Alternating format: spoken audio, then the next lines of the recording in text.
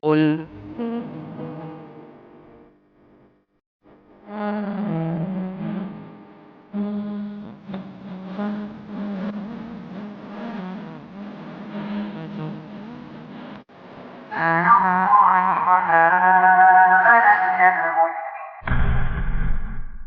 Bismillahirrahmanirrahim. Assalamualaikum warahmatullahi wabarakatuh.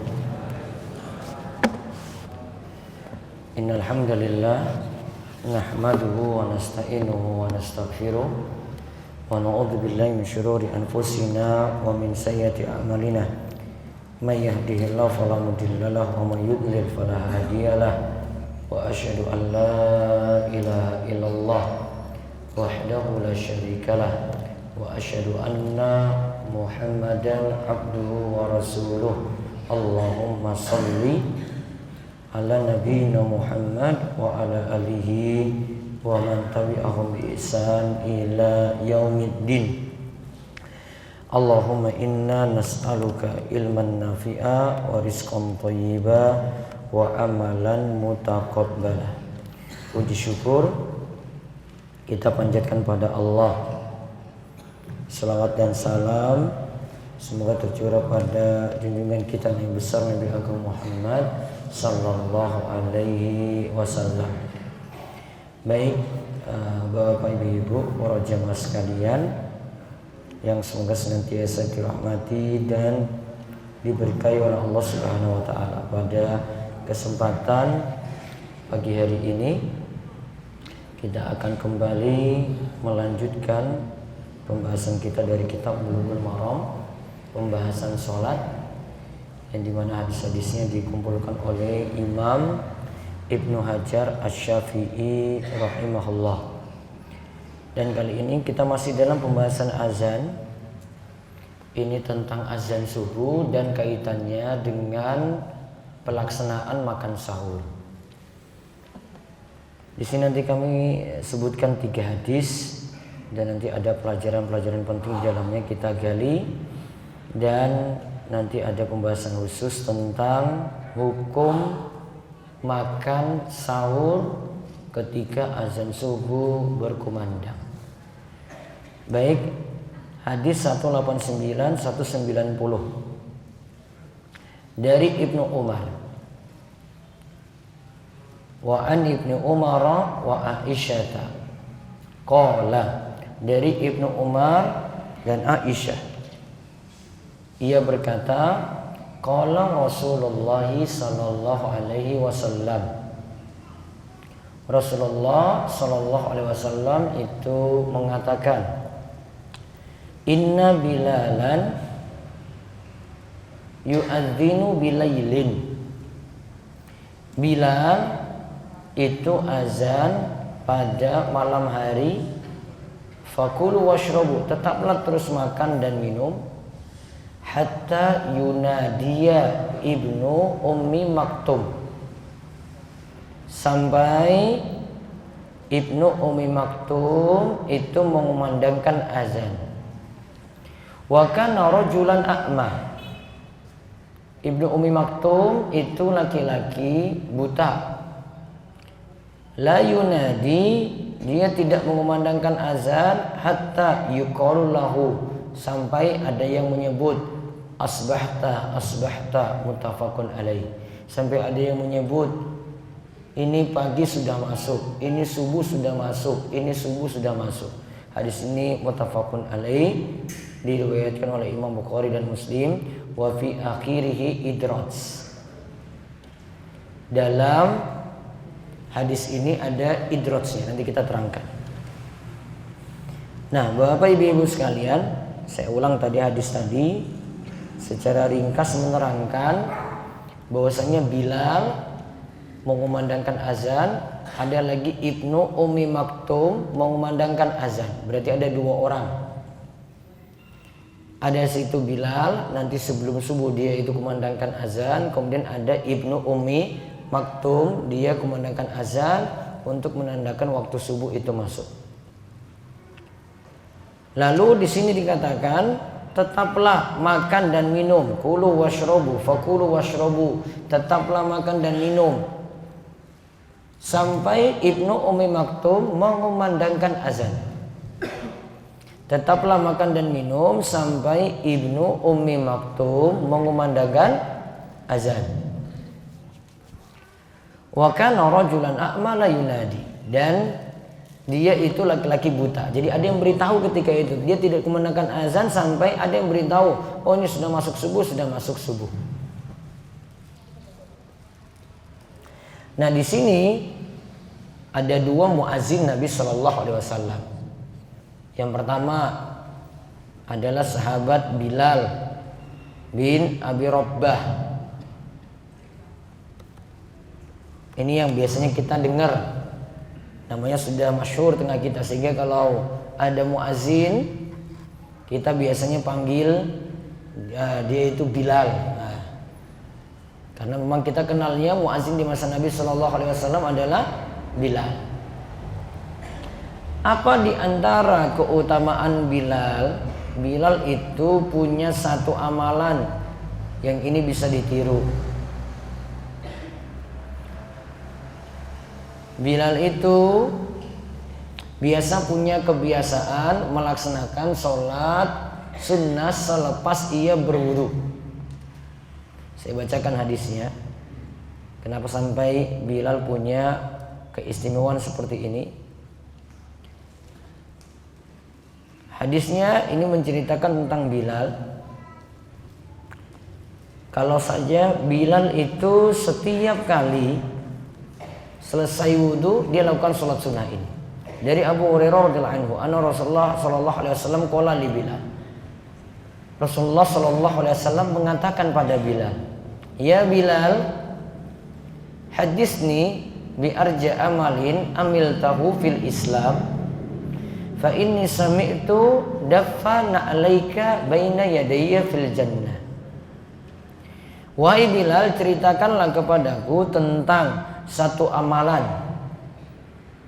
yang engkau lakukan di dalam Islam yang paling engkau harapkan pahalanya, karena aku mendengar suara kedua sandalmu di surga. Lantas Bilal itu jawab, ma amiltu amalan arja indi min anni lam atatahhar tuhuran fi sa'atin min lailin aw naharin illa sallaitu bidzalika tuhuri ma kutiba li an usalli. Bilal jawab, tidak ada amal yang aku lakukan yang paling aku harapkan pahalanya daripada setiap aku bersuci, terserah pada malam hari ataupun siang hari, pasti aku melakukan sholat dengan wudu tersebut sebagaimana yang telah ditetapkan untukku. Ingat ya, Bilal cuma mengatakan aku melakukan sholat setelah berwudu tadi sebagaimana ditetapkan untukku. Sholatnya tidak disebutkan spesifik. Dalam riwayat yang lain disebutkan setelah wudu sholat sunnah 2 rakaat. Sholatnya juga tidak disebutkan spesifik sholat sunnah wudu. Maka ini jadi dalil pertama keutamaan Bilal, karena dia dapat jaminan tadi. Suara sandalnya sudah terdengar di mana? Di surga. Itu amalannya membuat dia punya keistimewaan. Bilal ini sudah dijamin nih masuk surga. Karena memang dia juga punya cobaan-cobaan yang berat ketika dia itu masuk Islam. Kemudian di samping itu Bilal punya amalan setiap kali berwudu yang dia lakukan adalah sholat sunnah 2 rakaat. Sholat sunnahnya apa? Kita sebut dengan sholat sunnah wudu, namun tidak spesifik dengan sholat sunnah wudu. Bapak-bapak, ibu-ibu bisa lakukan sholat sunnah 2 rakaat yang lainnya. Misal tadi subuh, setelah wudu langsung melaksanakan sholat sunnah fajar. Berapa rakaat? 2. Samakan dengan 2 tadi ya. Maka cukup dengan sholat sunnah fajar 2 rakaat saja ini. Sholat sunnah wudu tadi, yaitu setelah wudu disuruh 2 rakaat sudah masuk di dalamnya.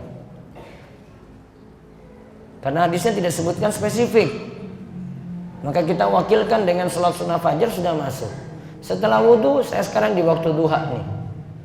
Saya langsung sholat sunnah duha juga, sudah masuk juga di dalamnya. Itu yang dimaksud. Kemudian hadis ini juga menunjukkan kalau 2 rakaat setelah wudhu tadi waktunya bebas. Boleh di malam hari, boleh di siang hari. Bahkan boleh dilakukan pada waktu terlarang untuk sholat. Kita sudah pernah sampai ini, waktu terlarang untuk sholat. Secara umum ada 3. Setelah subuh sampai matahari meninggi. Yang kedua, matahari di atas kepala sampai tergelincir ke barat. Yang ketiga, matahari menguning sampai matahari tenggelam sempurna. Nah, bapak atau ibu masuk waktu terlarang ini, ternyata habis wudhu.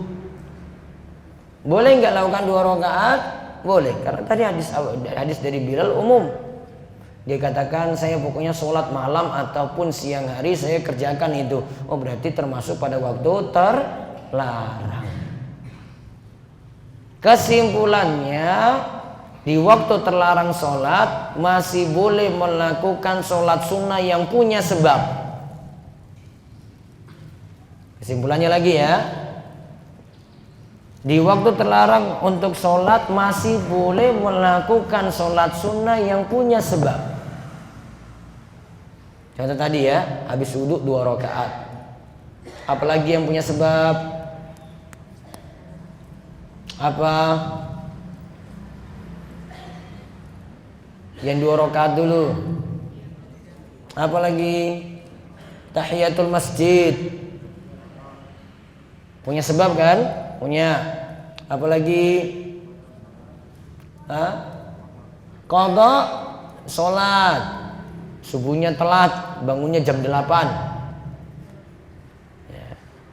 Jam 8 pagi, sholat subuh enggak? Tetap kerjakan enggak? Uzur ya, dia qadha sholat. Apalagi punya sebab? Apalagi Pak? Yang punya sebab sholat ketika gerhana. Gerhananya terjadi pada asar. Gerhananya terjadi ketika habis subuh. Ya, itu waktu terlarang. Namun karena ada sebab, sholat kusuf, sholat gerhana tadi tetap dilakukan. Meskipun pada waktu terlarang untuk sholat.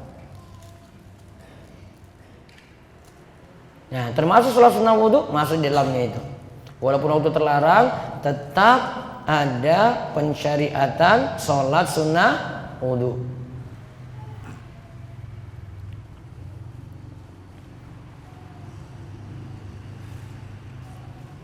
Kemudian hadis ini juga jadi dalil kalau ada amalan ringan yang pahalanya itu besar. Ada amalan ringan namun pahalanya itu besar. Ringan cuma 2 rakaat. Namun pahalanya apa tadi? Bilal saja terompahnya itu terdengar di surga. Kemudian di sini juga jadi dalil ada orang-orang yang sudah dijamin masuk surga. Kalau mau dirinci, ada orang-orang yang sudah dijamin masuk surga, nama-namanya sudah ada. Namun ada orang-orang yang belum dapat jaminan. Kita yang mana? Yang pertama apa yang kedua? Yang kedua. Oh, nggak ada wahyu. Berpatokan pada wahyu ini. Tadi Bilal sudah disebut langsung itu. Nabi tanya, kok sampai amalanmu kayak gitu tuh? Apa rahasianya? Nabi sudah beritahu itu pada Bilal tadi. Dapat jaminan dia. Kita belum. Dan juga ada orang yang sudah dijamin masuk neraka, divonis masuk neraka, dan ada juga yang belum. Yang divonis masuk neraka siapa? Siapa? Abu Jahal, siapa meneh? Abu Lahab, siapa meneh? Fir'aun, siapa lagi? Korun masuk nggak? Korun, siapa meneh? Hamman, siapa lagi?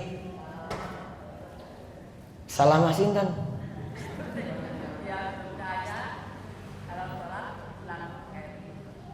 Wallahu a'lam. Ya pokoknya nggak disebut namanya, lepas tadi kita nggak kasih dia juga kepastian. Ya, ada yang belum dapat jaminan juga di situ. Maksudnya belum dipastikan itu masuk neraka, maka tidak boleh divonis masuk neraka juga. Walaupun itu pelaku dosa besar, banyak maksiat, belum. Namun secara umum kita hukumi orang beriman itu masuk surga, orang kafir masuk neraka. Hukum global. Ini nggak bisa dihapus yang masalah ini nih. Orang mukmin masuk surga, orang kafir masuk neraka. Gak bisa kalimatnya dibuat sebaliknya. Orang kafir masuk surga, orang mukmin masuk neraka. Nggak bisa.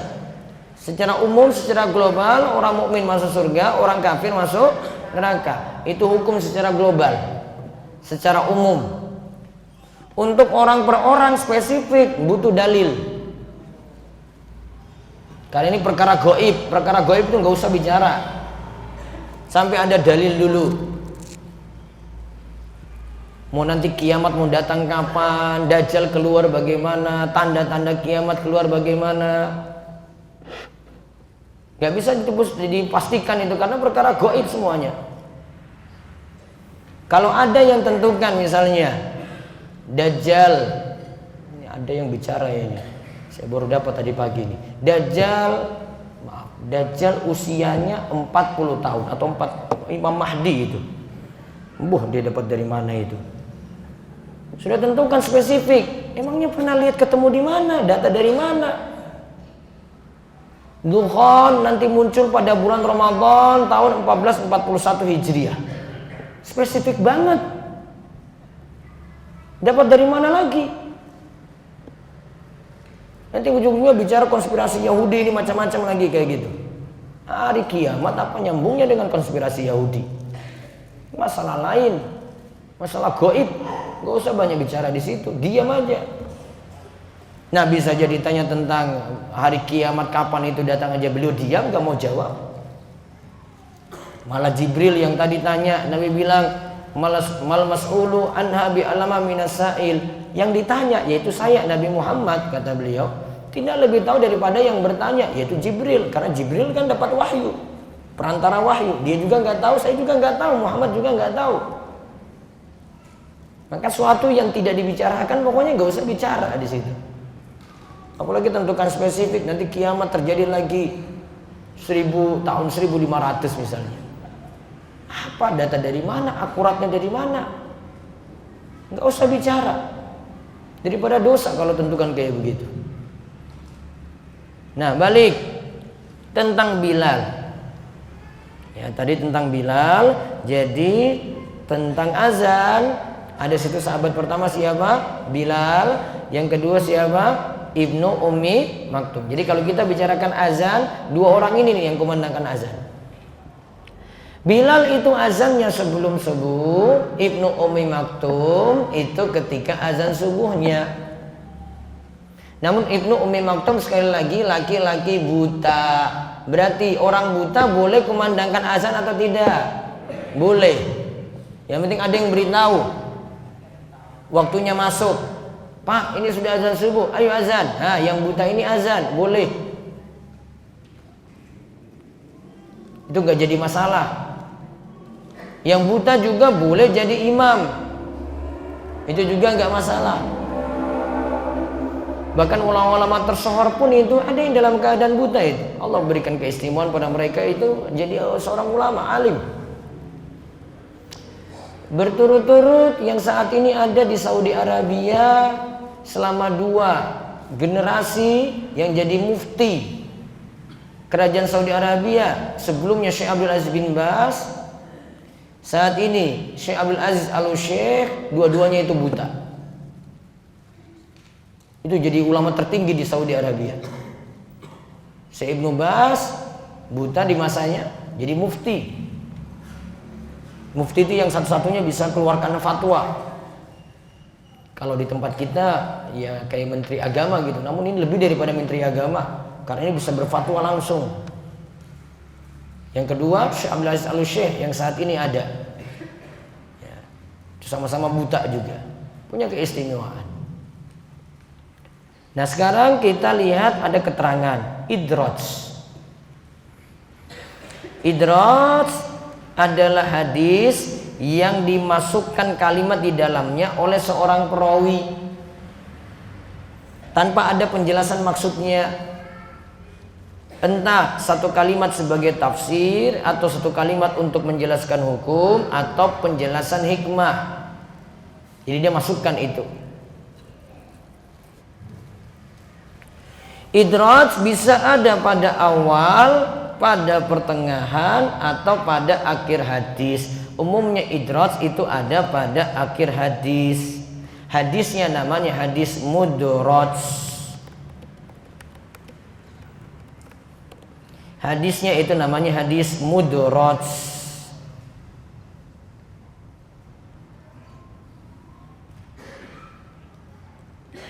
Contoh hadis tadi nih, diberikan keterangan setelah itu, setelah sebutkan hadis tentang Bilal dan Ibnu Ummi Maktum, diberikan keterangan siapa Ibnu Ummi Maktum.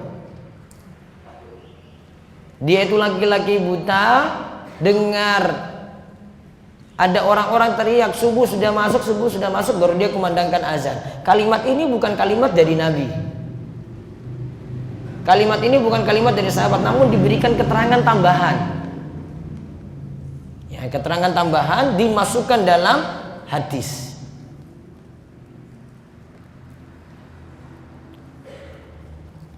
Saya contohkan lagi hadis yang lainnya.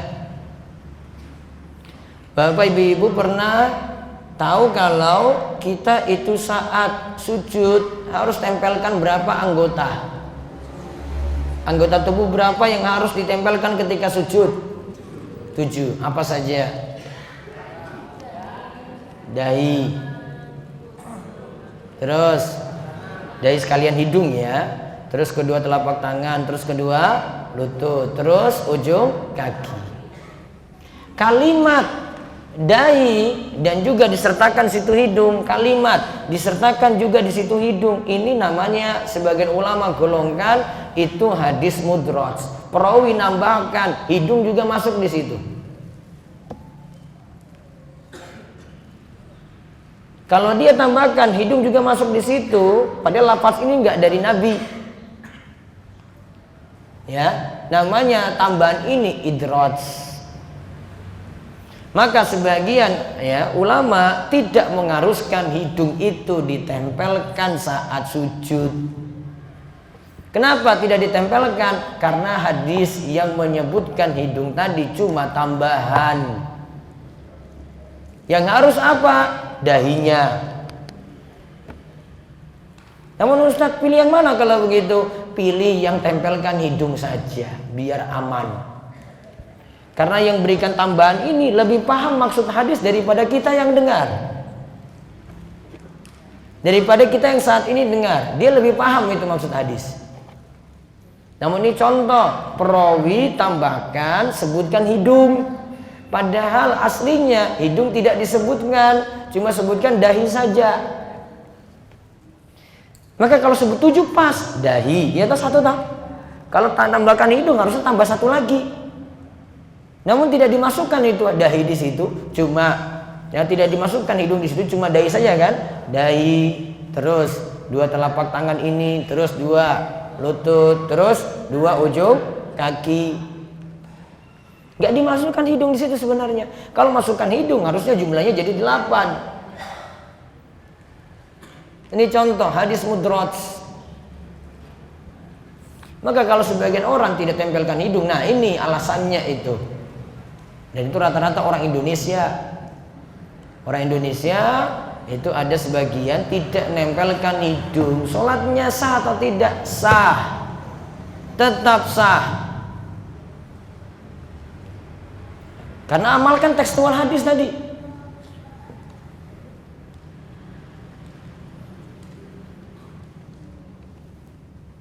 Contoh lagi, hadis mudraj. dari Abu Hurairah. Abu Hurairah itu terangkan tentang cara menyempurnakan wudhu. Ya. Abu Hurairah itu terangkan tentang cara menyempurnakan wudhu. Nah, disebutkan dalam beberapa riwayat Abu Hurairah kasih tambahan. Dia pernah praktekkan, sebagian perawi itu katakan praktekkan itu narik ini air ini dari tangan ini sampai siku diteruskan nih sampai apa? Ini apa nih? Lengan atas apa namanya? Hah? Ini lengan atas ya. Nah, sampai sini dia teruskan nih. Abu Hurairah. Ini bukan orang biasa ini. Abu Hurairah itu praktekkan kayak gitu. Tambahan dari Abu Hurairah ini karena mempraktekkan hadis Nabi, ya, saya sebutkan alasannya ya. Karena mempraktekkan hadis Nabi, Nabi SAW itu katakan kalau nanti pada hari kiamat bekas wudhu itu akan bercahaya. Ada pada muka, ada pada tangan tadi, ada pada kaki. Ya, itu bercahaya itu nanti pada hari kiamat. Nah, Abu Hurairah saking seriusnya wudhu, maka dia tarik ini sampai di ini bagian apa ini? Sikunya. Namun untuk menunjukkan dia itu benar-benar serius untuk narik tadi air sampai ke sikunya, dibuat lebih. Nah, sebagian orang ceritakan itu lebih. Nah, lebihnya ini dimasukkan dalam hadis. Kalau Abu Hurairah prakteknya seperti itu. Terus sanggahannya bagaimana? Yang benar, praktek Nabi SAW tidak sampai lengan atas. Nabi SAW ketika basuh tangan itu cuma sampai apa? Siku. Ya, dan itu yang paling bagus, yang paling tepat karena praktek ayat juga. Al-Maidah ayat 6. Itu praktek ayat. Sedangkan Abu Hurairah berpendapat seperti tadi terus dimasukkan dalam hadis. Jadi idraj itu cuma ijtihad Abu Hurairah. Cuma ijtihad Abu Hurairah. Kita tidak praktek seperti itu. Nah, ini contoh tambahan.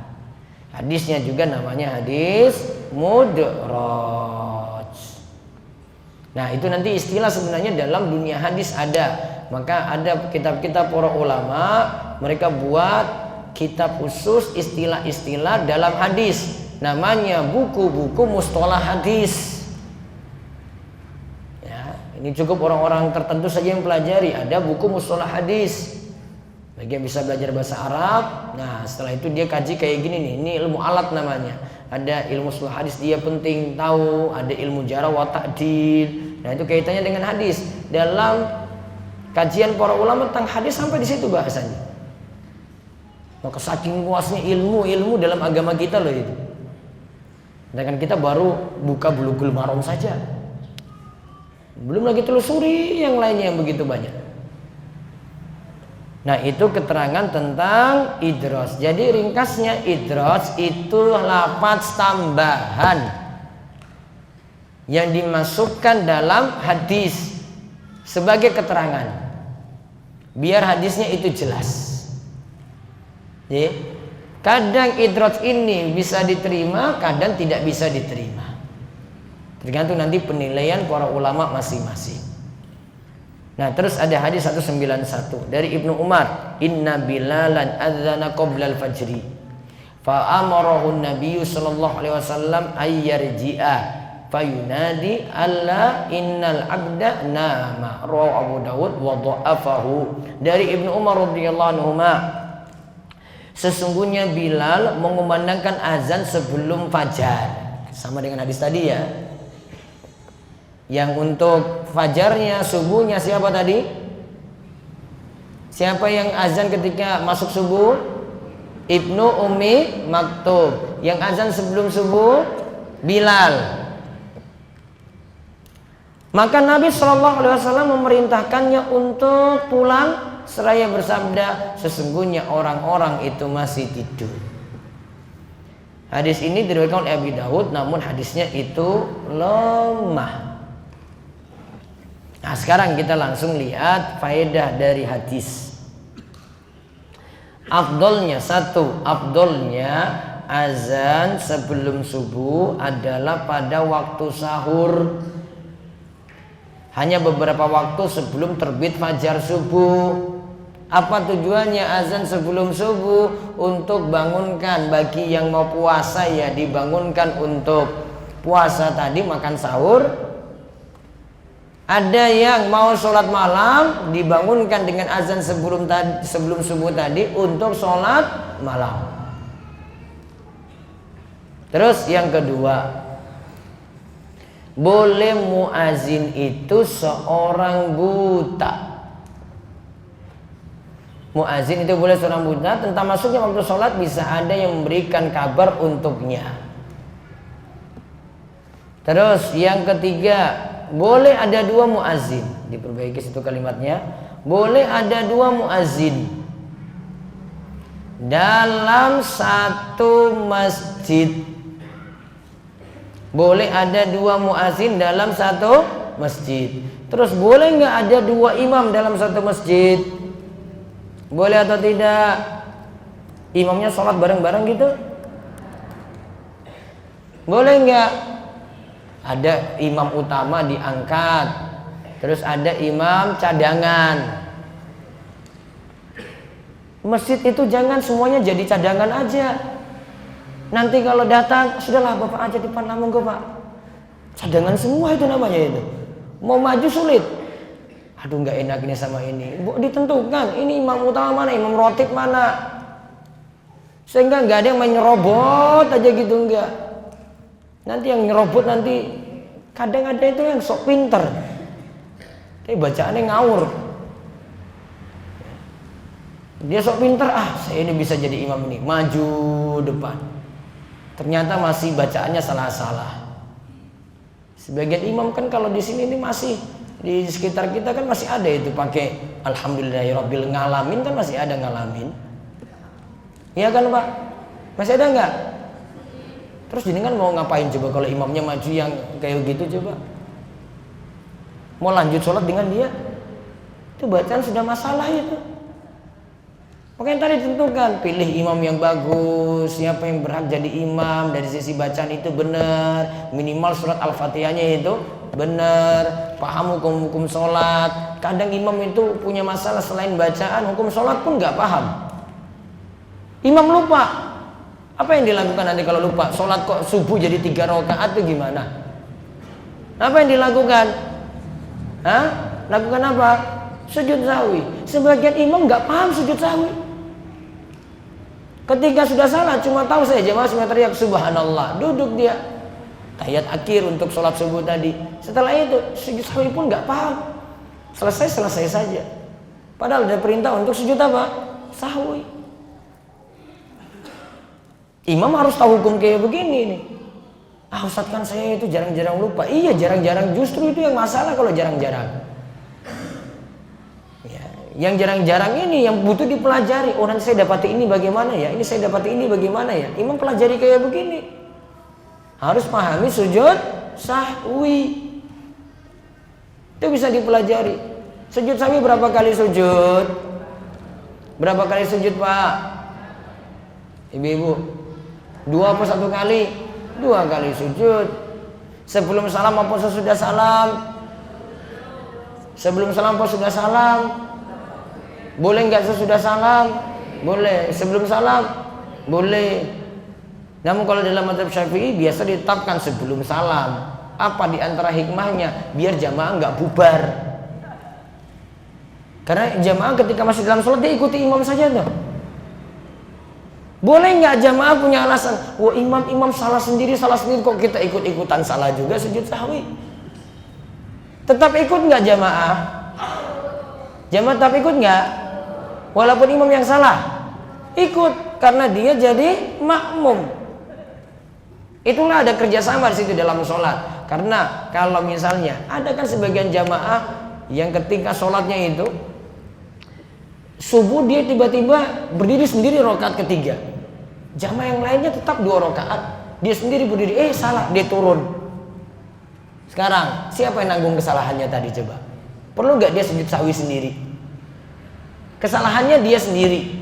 Jamaah yang lainnya benar, imamnya benar, dia sendiri berdiri ke rakaat ketiga. Perlu nggak sujud sahwi? Tidak. Yang tanggung sujud sahwinya siapa? Yang nggak perlu sujud sahwi, imam tadi. Imam tutupi itu kesalahannya. Maka ketika imam itu salam, makmum itu ikuti. Karena imam itu diangkat, inna maju ilal imamu liyutamma bi fala takhtalifu alaih. Imam itu diangkat untuk diikuti, tidak boleh diselisihi. Nah, itu contoh ya, kalau dalam sholat itu untuk muazin dalam satu masjid boleh 2, imam juga bisa seperti itu. Namun dipilih itu mana yang jadi imam utama, mana yang imam cadangan pertama, mana cadangan yang kedua.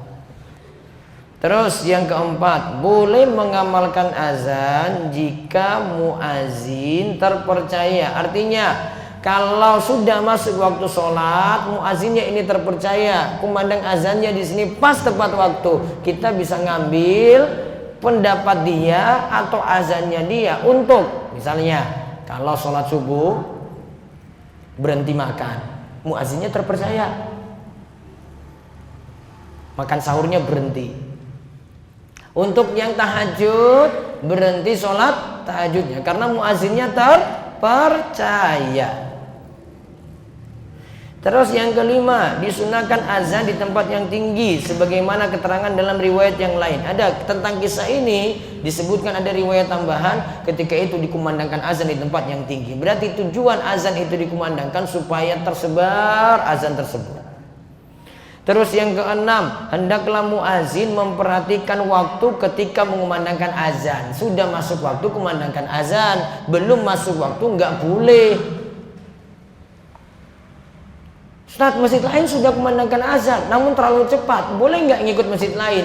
Tetap lihat waktu, kalau belum waktunya azan, tunggu. Terus yang ketujuh, azan subuh dikumandangkan ketika masuk waktu subuh, tidak sebelumnya, tidak sesudahnya.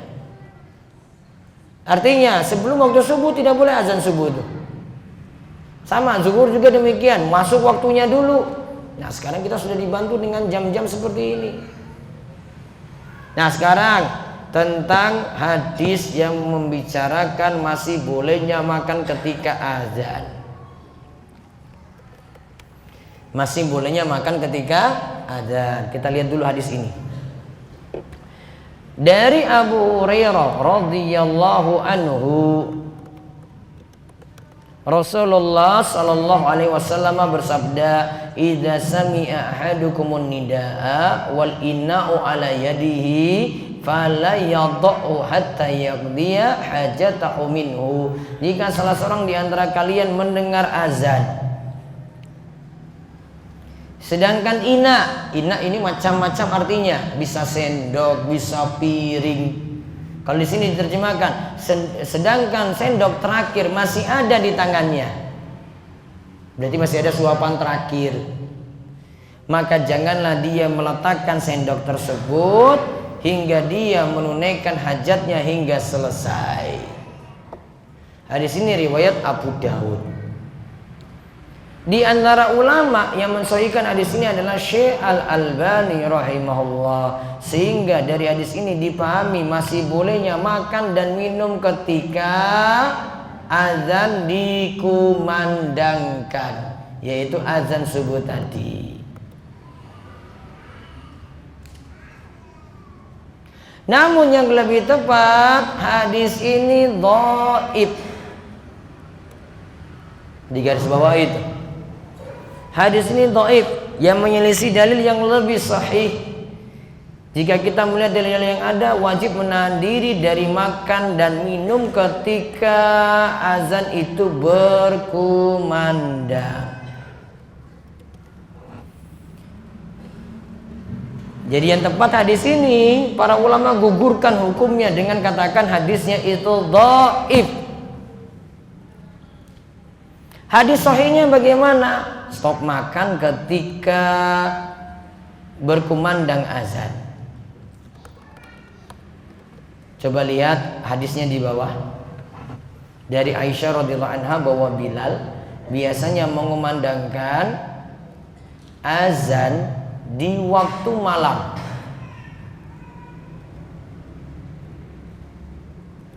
Biasanya Bilal, ya ini hadis yang tadi ya, Bilal itu mengumandangkan azan di waktu malam.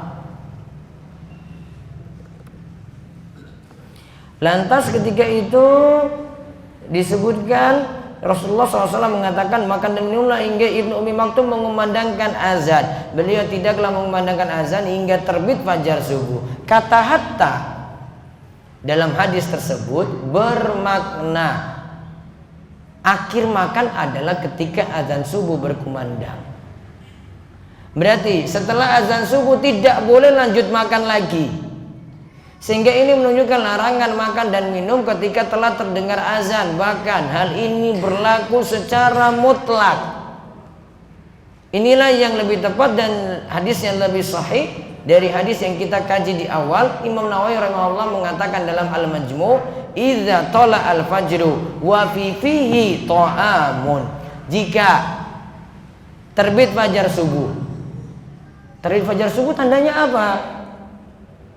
Terbit fajar subuh tandanya apa, Pak? Azan. Maka beri keterangan situ terbit fajar subuh. Jika fajar terbit berarti azan berkumandang, azan subuh berkumandang. Dan di dalam mulut terdapat makanan, maka disuruh muntahkanlah. Jika makanan tersebut dimuntahkan maka puasanya sah. Jika terus ditelan batallah puasanya. Ustaz, dulu saya tetap makan ketika azan subuh saat puasa dulu. Besok nggak diulangi lagi. Puasanya diqadha nggak? Sudah, besok nggak diulangi lagi. Nggak usah diqadha. Mungkin baru dapat ilmu yang lama. Sekarang upgrade ilmunya. Nah salah itu. Kenapa salah? Hadisnya dhaif pertama. Yang kedua, jenisnya kebanyakan ulama tuh. Coba lihat lagi perkataan Imam Nawawi. Begitu pula Imam Nawawi mengatakan, jika seorang mendapati terbit fajar subuh dan makanan masih ada di mulutnya. Nah, ini makanan masih ada di mulut nih. Azan subuh kumandang, azan subuhnya tepat waktu. Maka muntahkanlah dan sempurnakanlah puasanya. Jika makanan tersebut ikut tertelan setelah ia mengetahui fajar subuh sudah terbit, puasanya batal. Hal ini tidak diperselisihkan oleh para ulama. Dalilnya adalah hadis Ibnu Umar dan Aisyah radhiyallahu anhum bahwa Rasulullah SAW bersabda, sesungguhnya Bilal mengumandangkan azan pada malam hari, makan dan minumlah hingga Ibnu Ummi Maktum mengumandangkan azan. Berarti pakai dalil yang tadi. Di dalam kitab Sahih juga terdapat beberapa hadis yang semakna dengannya. Lalu setelah itu Imam Nawawi menjelaskan hadis yang kita bahas dan beliau pun menukil perkataan Al-Baihaqi yang kami bawakan di atas. Jadi ada sebelumnya ada perkataan Imam Al-Baihaqi. Terus lihat keterangan terakhir. Syekh Muhammad Saleh Al-Munajjid hafizahullah mengatakan, tidak diragukan lagi bahwa kebanyakan muadzin saat ini berpegang pada jadwal-jadwal sholat yang ada. Seperti ini kita pakai jadwal sholat nih. Nggak lihat terbit fajar subuh langsung, tanpa melihat terbitnya fajar secara langsung. Jika demikian, maka ini tidaklah dianggap sebagai terbit fajar yang yakin. Jika makan saat dikumandangkan azan semacam itu, puasanya tetap sah. Karena ketika ini terbit fajar masih sangkaan. Namun, nah lihat tuh kata terakhir, lebih hati-hatinya sudah berhenti makan ketika itu. Walaupun jadwal azannya cuma pakai jadwal seperti itu untuk kumandang azan. Paham ya? Walaupun itu nggak yakin karena nggak lihat terbit fajar subuh secara langsung. Namun hati-hatinya sudah berhenti makan ketika terbit fajar subuh. Itu namanya sikap wara'. Wara' itu hati-hati. Jadi nggak lanjut. Terus praktekkan muntahkan tadi enggak? Ya pokoknya nggak lanjut makan lah. Berhenti. Walaupun tadi kita katakan terbit fajar subuh, namun masalahnya terbit fajar subuh saat ini cuma gunakan jadwal sholat. Nah, tetap hati-hatinya sudah berhenti makan. Itu yang lebih aman. Wallahu a'lam bishawab. Itu yang kita kaji untuk kesempatan pagi ini. Monggo bisa bertanya lewat kertas.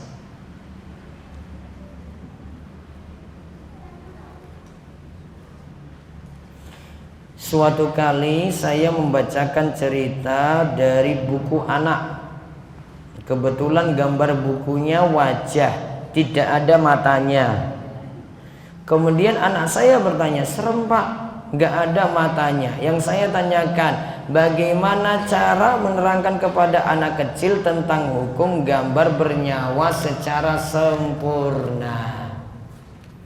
Bapak ibu-ibu, ini tentang masalah gambar. Ada hadis yang menerangkan tentang masalah gambar. Yang pertama, itu telah menyaingi ciptaan Allah. Ketika itu menyaingi ciptaan Allah, disuruh gambar yang telah dibuat dihidupkan lagi oleh orang yang buat gambar. Yang dimaksudkan sini adalah untuk yang melukis. Kalau untuk bentuknya foto itu cermin, seperti cermin, kita lihat langsung dari cermin. Jadi persis. Namun kalau lukis dengan tangan, gambar tersebut direka-reka, dibuat-buat. Maka dalam hadis disebutkan diperintahkan untuk ditiupkan ruh untuk gambar yang dibuat tadi. Kemudian yang kedua, jika gambar tadi sudah ditiupkan ruh, ternyata kan nggak bisa. Manusia kan nggak bisa tiupkan ruh. Maka Allah beri ruh pada gambar tadi. Kemudian gambar ini menyiksa orang yang membuat gambar tersebut. Kenapa disiksa? Karena orang ini telah menyaingi ciptaan Allah. Allah pencipta. Orang ini ingin menyaingi sifat ini, sifat dalam hal mencipta tadi. Nah, ini yang masalah. Maka dari hadis ini bahaya kalau jadi pelukis. Maka Ibnu Abbas itu pernah menceritakan kalau mau gambar gunung, gambar lain-lain yang itu bukan makhluk yang nanti disuruh tiupkan ruh. Yang disuruh tiupkan ruh. Berarti pohon boleh atau tidak? Boleh. Gunung? Boleh. Laut? Boleh. Yang dihindari gambar manusia, gambar hewan. Terus di sini ditanyakan, gambarnya kok nggak ada mukanya? Maksudnya ini muka bagian ini ada, dia buat bulatan kayak gini ya. Namun matanya, hidung nggak dibuat di situ, biar tadi terhindar dari disuruh meniupkan ruh. Karena kalau muka ini kosong, itu dianggap nggak ada makhluk. Karena nggak ada makhluk seperti itu. Atau biasanya ada yang buat gambar terus bagian lehernya diputus. Nah, berarti sudah mati dong. Nah, nggak ditiupkan roh juga. Ya, maka hati-hatinya seperti itu. Kalau mau terangkan sama anak, ya ceritakan aja kayak tadi. Karena nanti kalau gambarnya sempurna, disuruh tiupkan roh. Sedangkan manusia tidak bisa meniupkan roh tadi. Wallahu a'lam. Ustadz, apabila kita sujud sahwi setelah salam, apa harus salam lagi? Salamnya 2 kali. Assalamualaikum warahmatullahi wabarakatuh. Assalamualaikum warahmatullahi wabarakatuh. Turun sujud 2 kali. Allahu Akbar. Sujud pertama. Terus duduk. Allahu Akbar. Duduk. Terus turun lagi sujud sahwi kedua. Allahu Akbar. Terus duduk lagi. Allahu Akbar. Lalu tidak tahiyat lagi karena tadi sudah tahiyat. Langsung assalamualaikum warahmatullahi wabarakatuh. Assalamualaikum warahmatullahi wabarakatuh. Jadi seperti itu caranya. Bacaan ketika sujud sahwi bisa seperti bacaan sujud biasa. Saya kerja di Papua. Lagi panas nih Papua.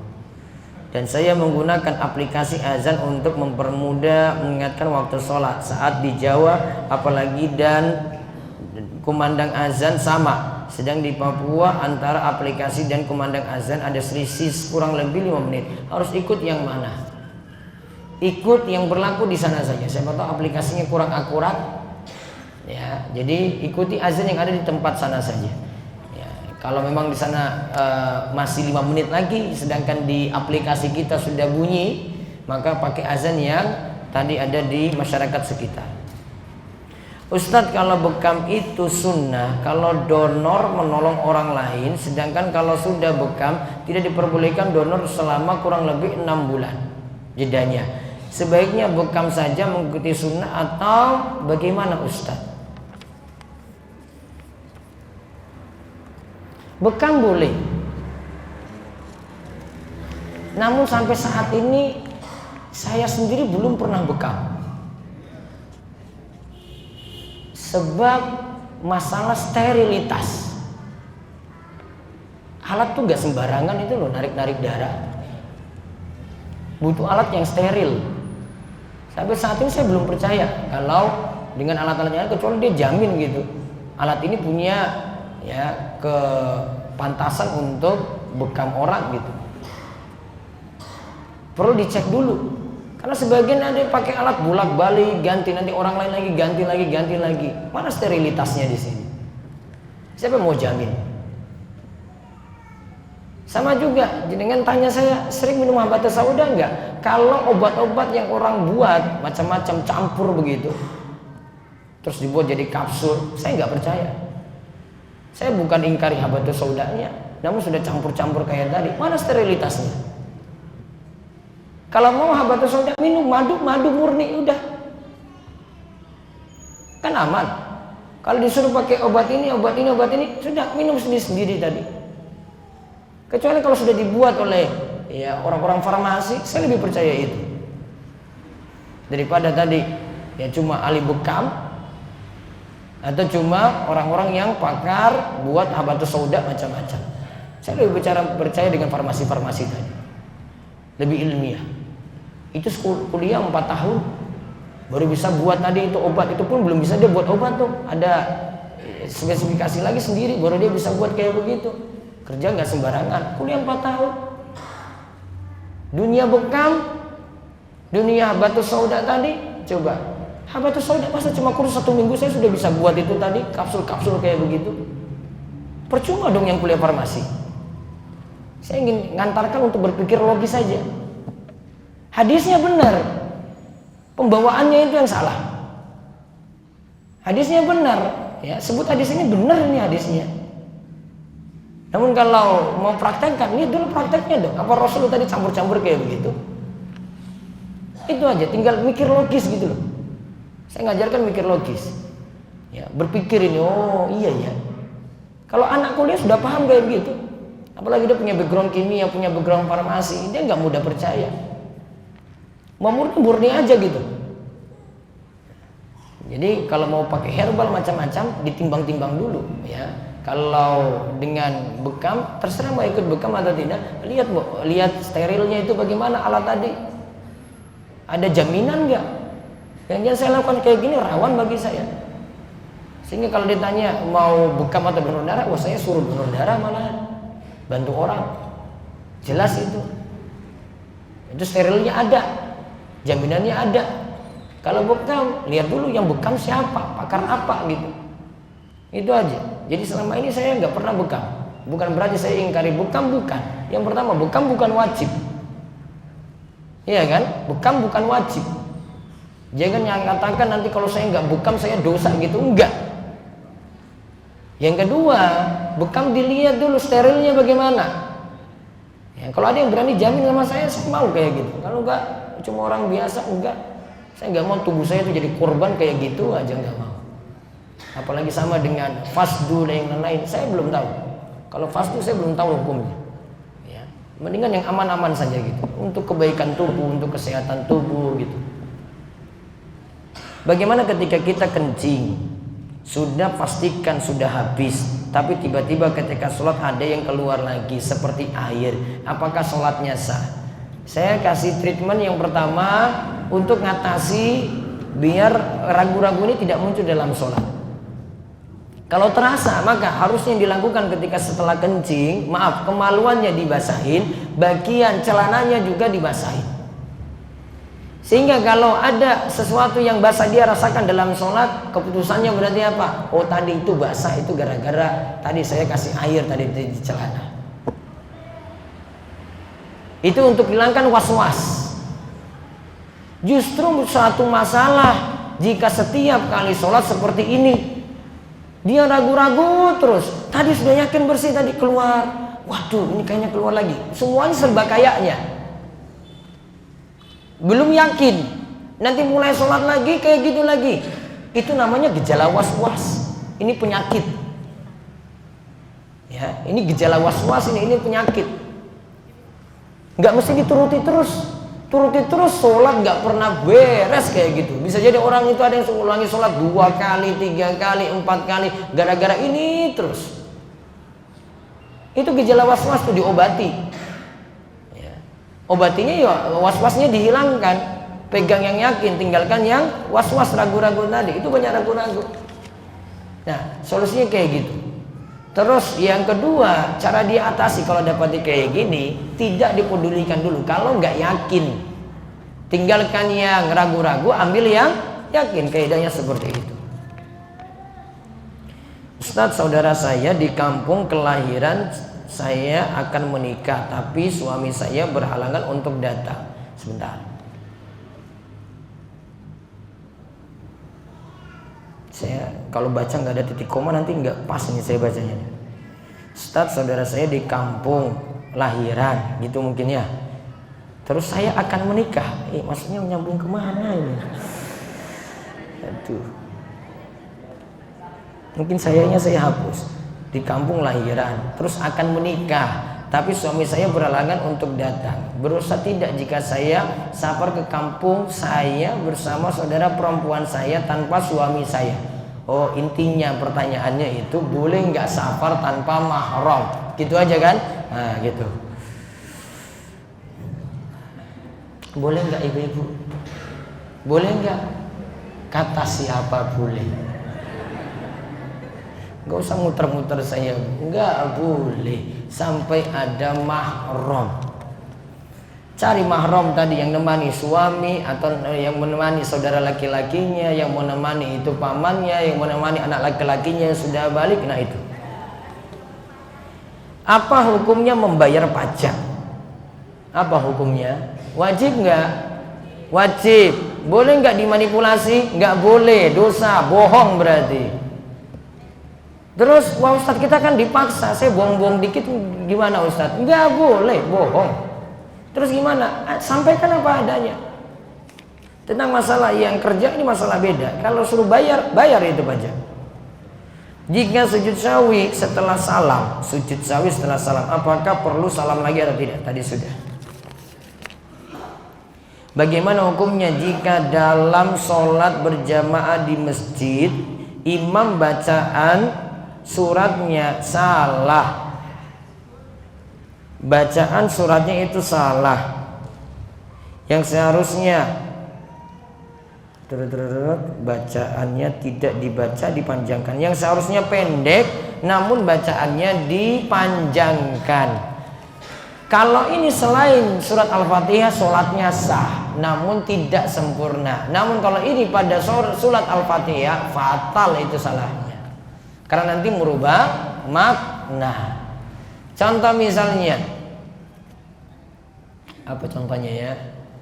Alhamdulillahi Rabbil Alamin. A-nya kan panjang, ya kan? 2 harakat kan ada mad. Dia bacanya pendek, Alamin. Gak panjang, salah. Fatal kalau surat Al-Fatihah. Namun kalau surat yang lainnya, pada surat Qul Huwallahu Ahad misalnya, dia situ salah, maka tidak membuat sholatnya itu jadi batal. Wallahu a'lam. Ada hadis qudsi, man arafa nafsahu faqad arafa rabbahu.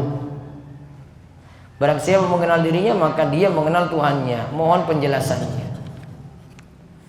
Kalau riwayat hadisnya harus dilihat lagi. Saya lupa kesahihannya atau tidak ini. Yang jelas saya cuma tahu ini perkataan ulama. Kalau ini perkataan ulama, siapa yang kenal dirinya, maka dia kenal Tuhannya. Ini perlu dicek lagi apa maksudnya, karena kalimatnya masih banyak rancu. Orang cuma kenal dirinya saja, belum tentu kenal Tuhannya. Bisa juga maknanya dia kenal dirinya, dia tahu, oh Allah itu maha agung, Allah itu maha besar, bisa menciptakan dirinya seperti ini. Benar ini. Maka maknanya masih belum jelas. Ya, maknanya masih belum jelas. Wallahu a'lam.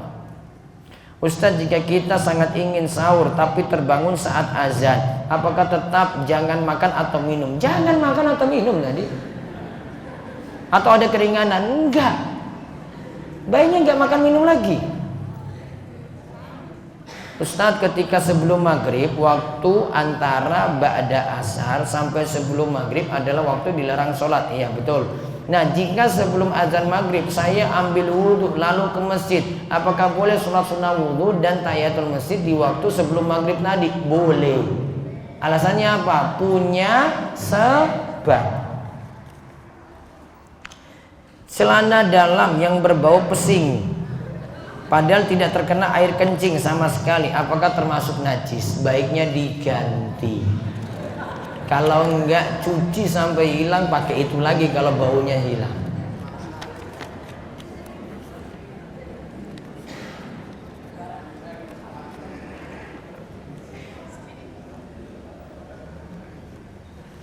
Apa perbedaannya iktibas dengan mudraj secara rinci? Kalau mudraj cuma dari perawi saja.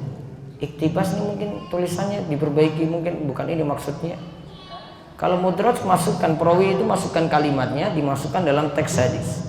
Apa benar sholat subuh misalnya sebelum terbit matahari kurang 2 menit dan sholat berlangsung matahari terbit tetap sah? Kalau uzur bangunnya pas mau menjelang matahari terbit, uzur namanya itu, maka langsung dia ambil wudhu sholat subuh, walaupun nanti dalam proses matahari terbit sampai meninggi, padahal itu masih waktu terlarang untuk sholat, masih boleh sholat ketika itu. Ini waktu terlarang namun punya sebab, yaitu apa? Qadha sholat. Seperti itu masih boleh. Wallahu a'lam bishawab. Demikian yang kita bahas untuk kesempatan pagi hari ini. Insyaallah ketemu lagi Sabtu Kliwon nanti tanggal 12 Oktober besok insyaallah. Nanti malam bagi yang mau ikut kajian, nanti ada kajian di Masjid Agung Bantul. Kita bahas kitab Salasatul Usul, 3 landasan utama lanjutan dari kajian sebelumnya. Demikian kita cukupkan. Oh iya, nanti di kajiannya akan dibagikan 200 buku gratis insyaallah. Kita cukupkan kajian kali ini. Mudah-mudahan bawa berkah dan manfaat, dan juga dilimpahkan ilmu yang manfaat, dan kita diberikan semua pada kita keistiqomahan. Kita tutup dengan doa kafaratul majlis. Semoga subhanakallahumma bihamdika asyhadu an la ilaha illa anta astaghfiruka wa atubu ilaik. Assalamualaikum warahmatullahi wabarakatuh.